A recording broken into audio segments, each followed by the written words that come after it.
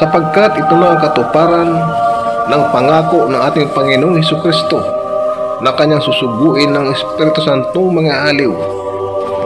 Makakarinig kayo ng mga digmaan at alingaw-ngaw ng mga digmaan. Ingatan ninyo huwag kayo matulungyanan sapagkat kailangan ito yung maganap datapot hindi pa ang wakas.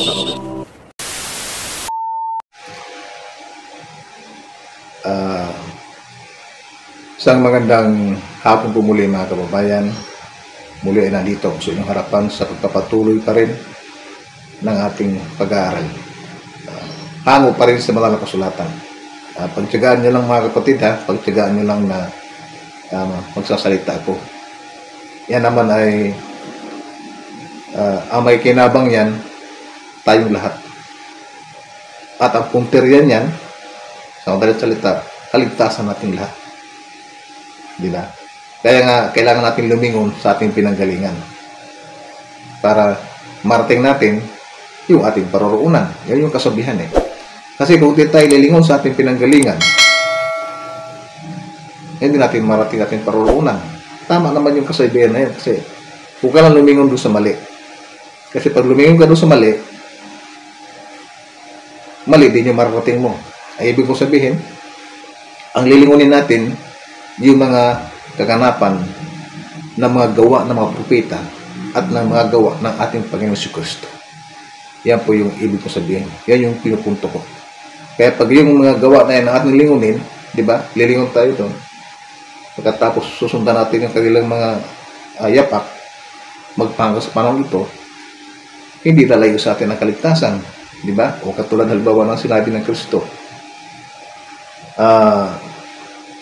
Ako'y dadalangin sa Ama, sabi niya, upang pagkalooban kayo ng Espiritu Santo na siyang sumainyo magpakailanman.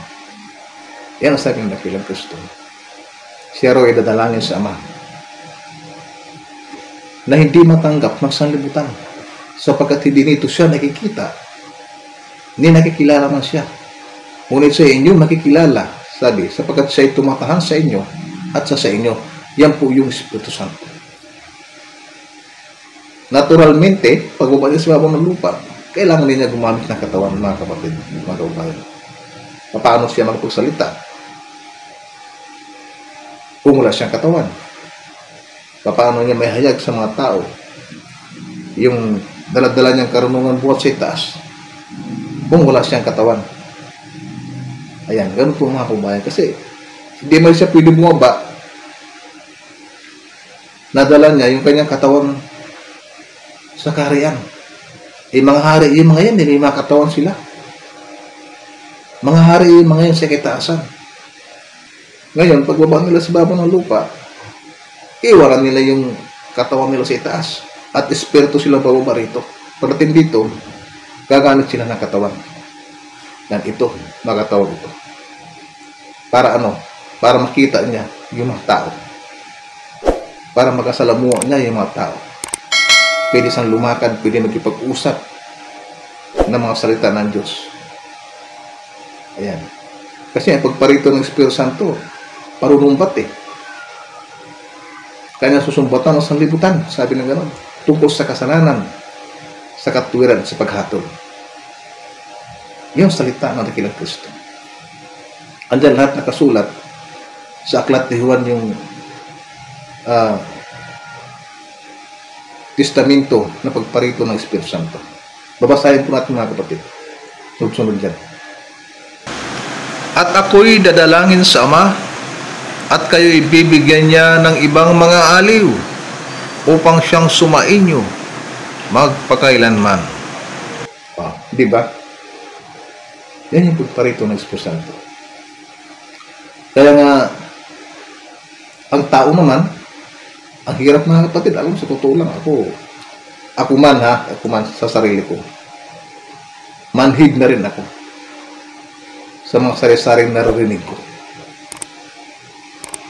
Kasi ang tao po, mga kapatid, ang mga tao, tumitingin sila doon sa mga ginagawa ng ibang tao. Pero yung kanilang sarili, hindi nila nakikita. Mahilig silang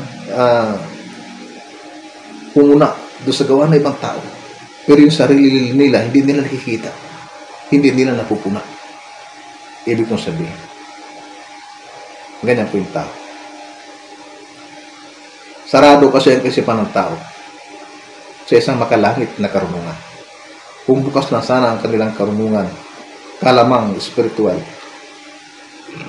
hindi nila maiisip na tumuyak sa kanilang mga kapwa. O diba? Sabi nga ng dakilang Kristo walang nabuhay sa ibabaw ng lupang ito ang hindi nagkasala. O di lahat nagkasala. Diba naalala niyo po yung may isang babae na sinasabi nilang nahuli sa pangalun niya? Diba binatungan nila yun? Ay nung makita sila ni Kristo, sabi ni Kristo, o sino sa inyo ang walang kasalanan? Siya yung unang bumato doon sa babae. Diba? Tapos hinasugan nila yung babae. Nahuli sa pangalun niya. Papatayin nila yung babae. Ganyan yung batas nila ng araw. No, diba? Materialistic. Dahil sa pangalun niya, papatay sila ng kapwa nila tao. Pero ano ang sabi ng dakilang Kristo sa kanila? Kung sino sa inyo ang walang pagkakasala, sabi ng ating Panginoon Kristo, siya ang unang bumato doon sa kanya. Nag-isip yung mga papatay sa kanya. Oo nga, no? Ako man nagkasala din Bakit ko batuhin ang babaeng ito? Kaya hindi natuloy Hindi natuloy yung tangka nilang pagbato doon sa babae. Dahil doon sa salita ng dakilang Kristo. Ang dakilang Kristo minsan lagi magsalita, pero ang salita niya may laman, makahulugan. Kaya nga karamihan talinghaga yung mga salita niya. Talinghaga. Yan po mga kababayan. Baikling video sa umaga nito. Yun lang. At magandang hapon muli sa inyo.